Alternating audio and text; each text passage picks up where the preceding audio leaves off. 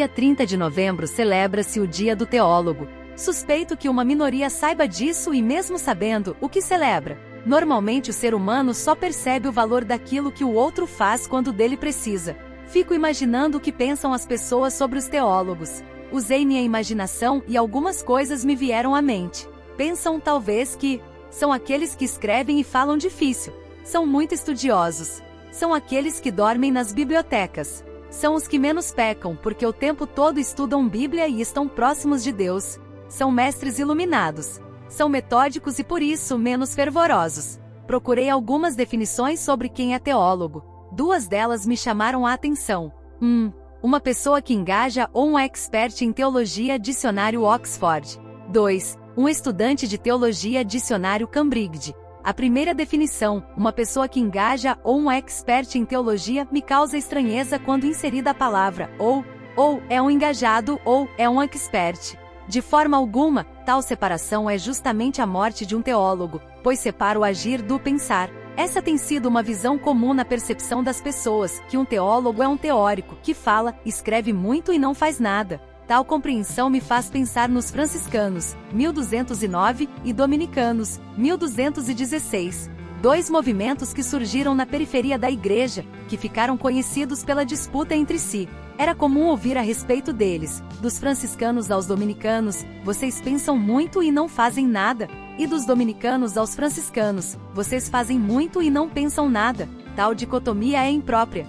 Foi justamente combatendo esta dicotomia que Jesus assim concluiu o seu Sermão do Monte. Todo aquele, pois, que ouve estas minhas palavras e as pratica será comparado a um homem prudente que edificou a sua casa sobre a rocha, e caiu a chuva. Transbordaram os rios, sopraram os ventos e deram com ímpeto contra aquela casa, que não caiu, porque fora edificada sobre a rocha. E todo aquele que ouve estas minhas palavras e não as pratica será comparado a um homem insensato que edificou a sua casa sobre a areia, e caiu a chuva, transbordaram os rios, sopraram os ventos e deram com ímpeto contra aquela casa, e ela desabou, sendo grande a sua ruína. Mateus 7, versos 24 ao 27.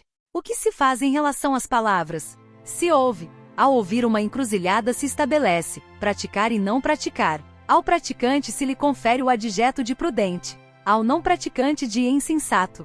Prudência está relacionado com coerência. A pessoa prudente é uma pessoa coerente, porque não sofre da esquizofrenia entre o que ouve, praticando outra coisa. Prudência é o equilíbrio entre teoria e prática. E foi justamente por isso, essa esquizofrenia entre ouvir e praticar, que as pessoas testemunharam o seguinte em relação a Jesus. Quando Jesus acabou de proferir estas palavras, estavam as multidões maravilhadas da sua doutrina, porque ele as ensinava como quem tem autoridade e não como os escribas. Mateus 7, versos 28 ao 29. Eis aí a diferença visível entre o que ouve e prática e entre o que ouve e não prática. Os escribas ensinavam o perdão, mas foram eles, junto com os fariseus, que trouxeram uma mulher surpreendida em adultério na presença de Jesus querendo ouvir dele uma condenação veemente. E saíram tristes porque Jesus perdoou aquela que eles queriam condenar. O teólogo tem o desafio da coerência, de viver em sua vida aquilo que fala ou escreve. A segunda definição propõe um caminho mais adequado e condizente, que o teólogo é um estudante de teologia. Teologia é theo mais logia. Theo é o objeto de estudo. Deus é estudado pelo estudante. Ele é a fonte do esforço teológico. O teólogo não estuda para dissecá-lo, mas para amá-lo. Antes de ser acadêmico, o teólogo é um apaixonado. Eu te amo, ó Senhor, força minha. Salmo 18, verso 1.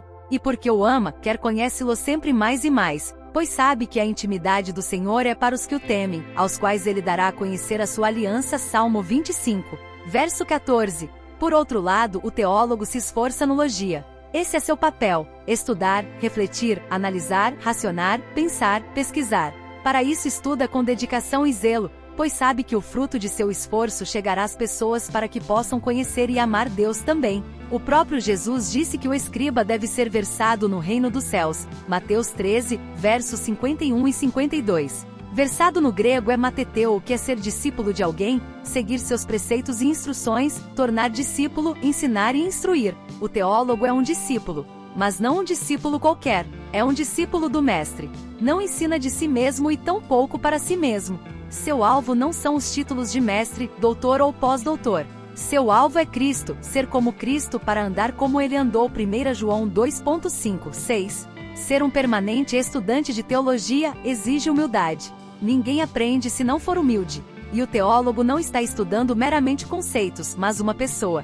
Deus não é um conceito. Deus é pessoa no Pai, Filho e Espírito Santo. E quando se aproxima dessa pessoa, sabe que é um miserável pecador, indigno de permanecer diante dele. Teologia e soberba não combinam e não se relacionam. Sabe que o que agrada a Deus é o espírito quebrantado, coração compungido e contrito não o desprezarás, ó Deus. Salmo 51, verso 17. Orgulho não é grandeza, mas inchaço. E o que está inchado parece grande, mas não é sadio. Santo Agostinho. Mais do que desejar um feliz dia dos teólogos, desejo que os teólogos sejam felizes porque são amados de Deus e amam a Deus.